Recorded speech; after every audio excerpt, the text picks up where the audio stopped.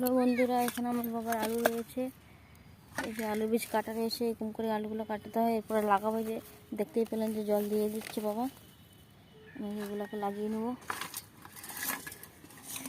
আমার বাবা অনেকক্ষণ এসেছে, আমি এখন চলে এসেছি আলু নিয়ে যাচ্ছি। দেখো আমার ছেলেটা কীরকম বদমাশি করছে।